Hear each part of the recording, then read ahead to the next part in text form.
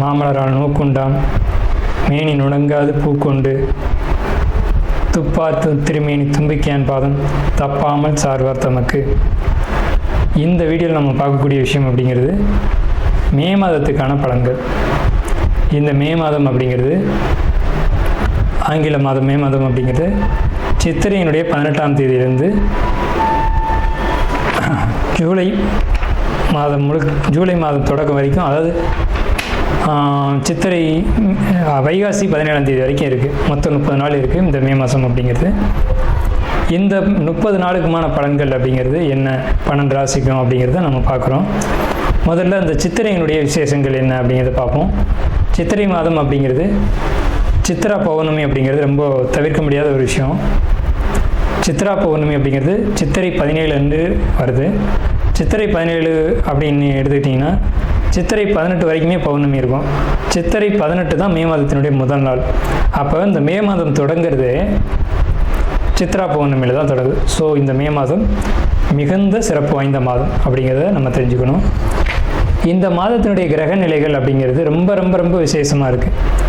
என்ன விசேஷமாக இருக்குது அப்படின்னு கேட்டிங்கன்னா, மேஷத்தில் வழக்கம் போல் எல்லா சித்திரை மாதத்திலும் சூரியன் உச்சமாக தான் இருப்பார். ஆனால் இந்த வருடம் மட்டும் செவ்வாய் ஆட்சி பலம் கொண்டு அதே வீட்டில் இருக்கார். அதே மாதிரி ரிஷபத்தில் புதனும் சுக்கிரனும் 2 நட்பு கிரகங்களும் இணைஞ்சு ஒரு அற்புதமான ஒரு நிலையில், சிம்மத்தில் கேது, அடுத்த நிலையில் பார்த்திங்கன்னா மிதுனத்தில் குரு, அவர் வந்து இந்த மாதத்தில் கடகத்தை நோக்கி பயணிப்பார். அதே மாதிரி கும்பத்தில் ராகு, மீனத்தில் சனி.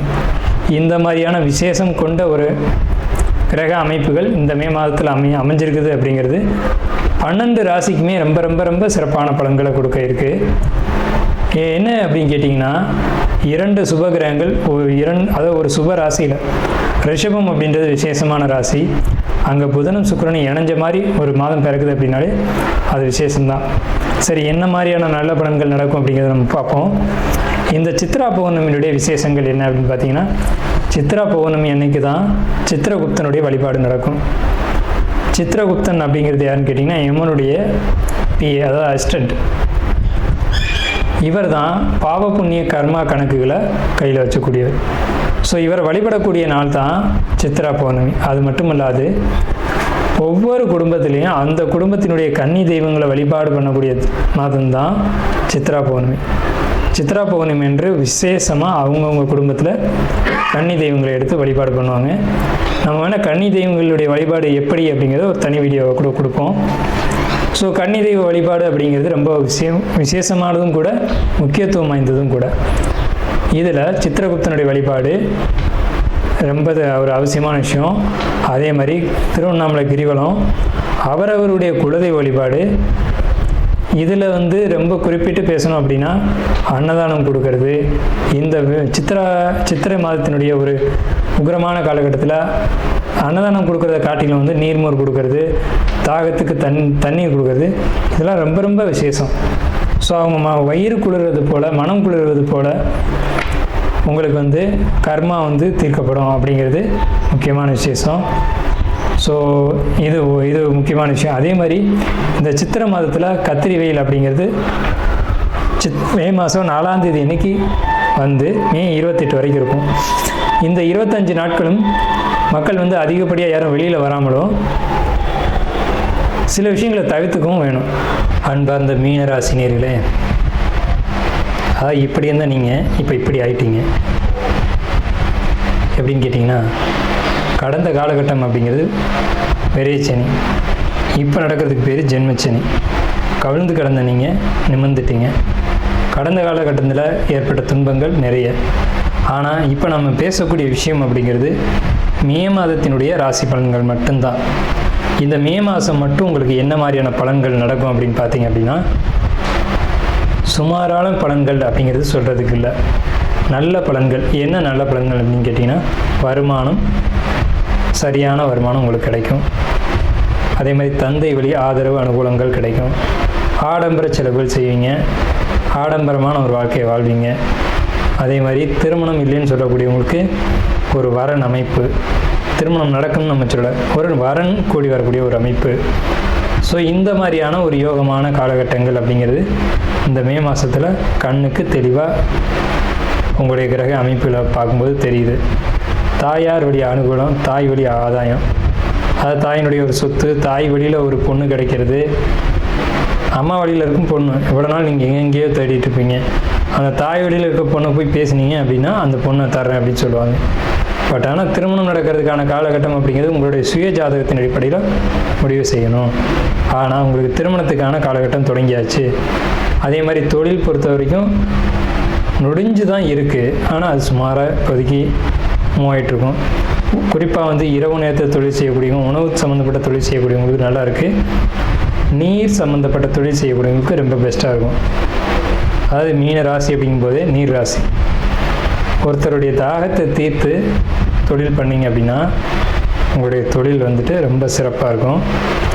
உணவு சம்மந்தப்பட்ட தொழில் அல்லது இரவு சம்மந்தப்பட்ட இரவில் செய்யக்கூடிய தொழில், இரவில் உணவுகள் செய்யக்கூடியது அல்லது பகலில் செய்யக்கூடிய தொழிலாக இருந்தால் நீர் சம்மந்தப்பட்ட வகையில் செய்யக்கூடிய தொழில்கள் அப்படிங்கிறது உங்களுக்கு அதிர்ஷ்டத்தை தரும், யோகத்தை தரும். அதிர்ஷ்டமான காலகட்டம் இந்த மே மாத காலகட்டம். எதிர்பாராத அதிர்ஷ்டங்களும் எதிர்பாராத யோகங்களும் வரும். இதை இந்த மே மாதத்தில் பயன்படுத்திக்கணும். இது நிரந்தரமாக இருக்குமா அப்படின்னு கேட்டால் கண்டிப்பாக நிரந்தரமாக இருக்கக்கூடிய அமைப்புகள் சற்று குறைவு தான். மனநிலையை பொறுத்த வரைக்கும் மந்தமான நிலை தான் இருக்கும், ஒரு குழப்பமான சூழ்நிலையில் தான் இருக்கும். குடும்பத்தினுடைய ஒரு ஒற்றுமை, ஒரு ஆதாயம், ஒரு அனுகூலம் இருக்கும்.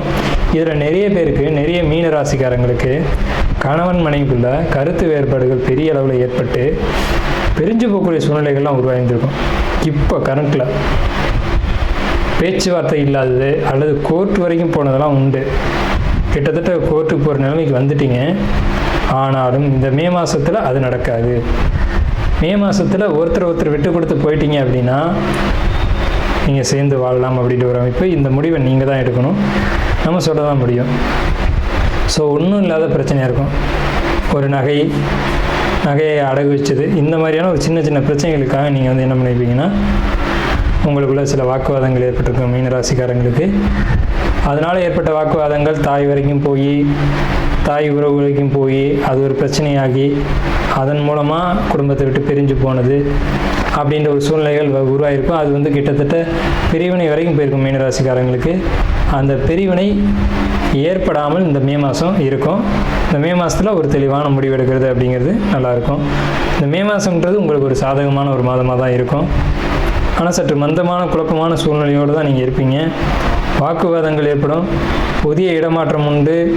வீடு, நிலம், யோகம் வாங்கக்கூடிய யோக அமைப்புகளும் உண்டு மீனராசிக்கு. எலக்ட்ரிக்கல், எலக்ட்ரானிக்கல் இந்த மாதிரியான பொருட்களை நீங்கள் வாங்கி அணுகக்கூடிய யோகங்களும் மீனராசிக்கு இந்த மே மாதத்தில் உண்டு. அதே நேரத்தில் படிப்பை பொறுத்த வரைக்கும் சிறப்பான ஒரு மாதம் தான். படிப்பில் கவனம் செலுத்தக்கூடிய ஒரு மாதமாக இருக்குது. 1-2 முறை முயற்சி செய்யணும். ஷேர் மார்க்கெட் மீனராசிக்கு நல்லாயிருக்கும். வெளிநாட்டு பயணங்கள் அறவே வேண்டாம். புதிய தொழில் ஆரம்பிக்கிறது நிச்சயமாக கூடாது மீனராசிக்கு இந்த காலகட்டத்தில், மே மாதத்தில். நாம் இதுவரைக்கும் பார்த்த ராசி பலன்கள் எல்லாமே பொதுவான ராசி பலன்கள் தான், 12 ராசிக்குமே. அப்போது உங்களுடைய தனிப்பட்ட பிறப்பு ஜாதகம் அப்படிங்கிறது உங்கள் ஜாதகத்தில் தனிப்பட்ட பலன்களை கையில் வச்சுருக்கோம். உங்களுக்கு ஜோதிடம் சம்பந்தமான சந்தேகங்கள் இருந்தாலும் சரி, அல்லது ஜோதிடம் பார்க்கணும் அப்படின்ற எண்ணங்கள் இருந்தாலும் சரி, இல்லை ஜோதிடத்தில் சந்தேகம் இருக்குன்னு நீங்கள் நினச்சாலும் சரி, நம்ம நம்பர் கீழே ஸ்க்ரீனில் தெரியுது. அந்த நம்பருக்கு கான்டாக்ட் பண்ணி நீங்கள் எந்த நேரத்தில் வேணாலும் நம்மக்கிட்ட பேசலாம். இல்லை ஜாதகம் பார்க்கணும் அப்படின்னாலும் நீங்கள் அப்பாயின்மெண்ட் வாங்கிட்டு எப்போ வேணாலும் நம்மளை கான்டாக்ட் பண்ணி ஜாதகம் பார்த்துக்கலாம். நன்றியும் வாழ்த்துக்களும். வாழ்க வளமுடன்.